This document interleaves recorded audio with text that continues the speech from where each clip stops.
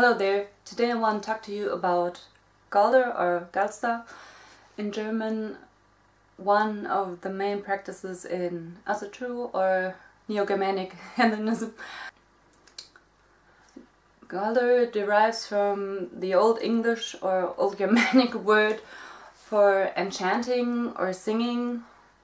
It's originally meant to be singing magic spells.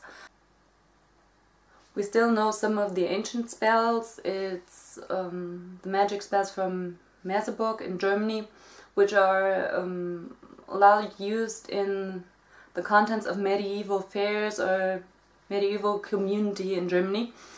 A lot of rock bands play these songs with the original text. Nobody understands them nowadays. But the second song or second spell is about Woden as he rides through the woods and Baldur's horse has problems with his hooves, and two goddesses, Frigga and Sunna, try to heal the horse, but they're not able to. They're enchanting the foot, as they call it in the spell, the hoof, but nothing happens, and later on Woden does it and he heals the foot, and the spell is actually part of the magic spell, the spell he uses for the horse.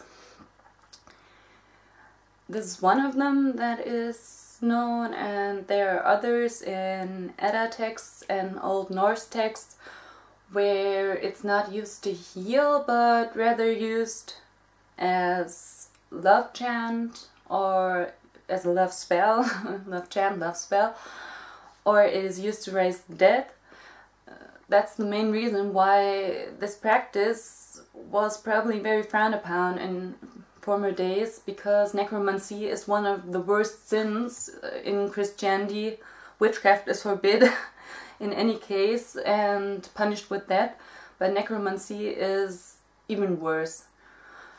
So you should think that Galster would vanish over the years, but it didn't. It simply merged and changed and is still practiced today, simply in different contents. Nobody uses it as necromancy today, probably because there's no need for it nowadays, or because it's done differently. I don't know anybody who sings to make contact with the ancestors. Ancestor worship is probably nowadays a little more, I don't want to say simple, but it actually is simple, because you integrate it into everyday life and don't need separate spells for them. Nowadays you sing spells or you sing runes. It's not like spells with text or special stanzas as was used in ancient times. Nowadays the main practice is singing for protective circles, keeping away the small folk or integrating small folk for making the protective circle. For example, ghosts of the elements or fairies that are to protect.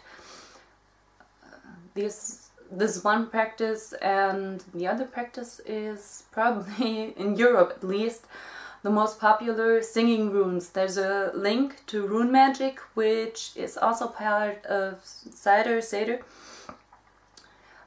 but has its own category. Rune magic and Galdr are own parts. They're not actually Seder, even though they're magic. It's hard to explain, but rune magic is working with runes. I'm going to do a separate video on that one.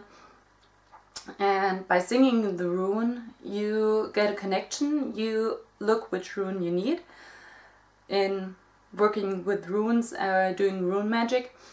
And as soon as you sing the rune you need for strength, for luck, for whatever, for health, you make the rune accessible for yourself and you can get a link to the rune, which means the rune becomes part of you. It sounds a little bit weird, but you sing and you relax while you sing. And the breathing technique in singing is always something that makes people relax. It's a very, very old tradition which is practiced all over the world, and almost every culture knows it, and in the Indo-Germanic or Indo-European cultures, almost every culture knows this, and it's done very often to relax, to induce meditation, to induce trance, and by doing so you concentrate on what you need or what you want, and as soon as you need a rune, you got something to focus on,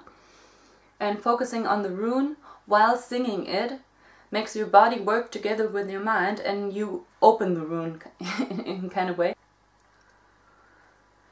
This breathing technique and opening technique used in ancient times was also used to give some relief to women giving birth to a child.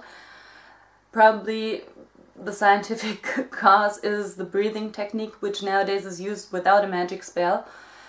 But by concentrating, you can use the physical part of it, this breathing, relaxing your body, opening your body for this, and the mental part of it, or metaphysical part of it, by concentrating on what you need, by giving you strength, giving you, I don't know, the courage to stand.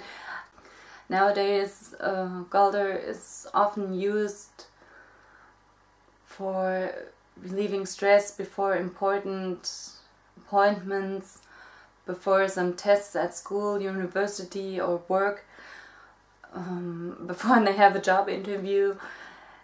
It's all kinds of stuff for health of their family, even though rune magic is more without singing.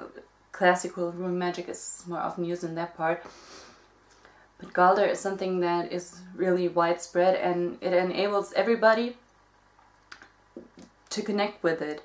It's something that gives you opportunity linking with the religion or linking with the practice without anybody instructing you. You can be instructed, of course, but you actually don't need anybody. You can find it in yourself. Everybody who has a voice is able to do it. Everybody is able to sing. It doesn't matter how you sing. It's just that you breathe and just hold it and hold the tone.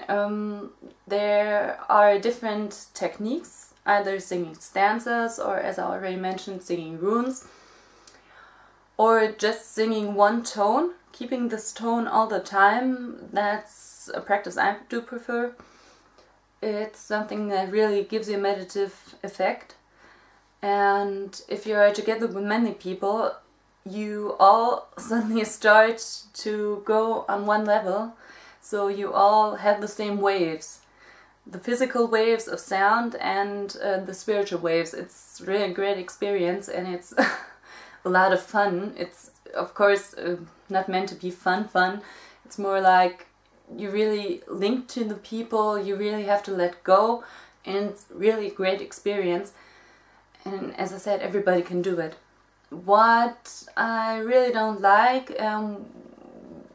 why I always warn people, is sometimes people take advantage of you by taking money for trying to tell you something that everybody actually could know. It's not meant to be that a person giving singing lessons or teaching breathing techniques for a living is a bad person. That's okay. It's just that some people take too much money for telling you something that is supposed to be the only answer in making you happy or being the ultimate solution to any problem. Galdr is a part of something you can incorporate into your life and which can make your life easier, but which is not a solution for any problem you have. So please be careful when people come and try to take advantage of you and ask for an amount of money for something where everybody really has to ask if it's worth that.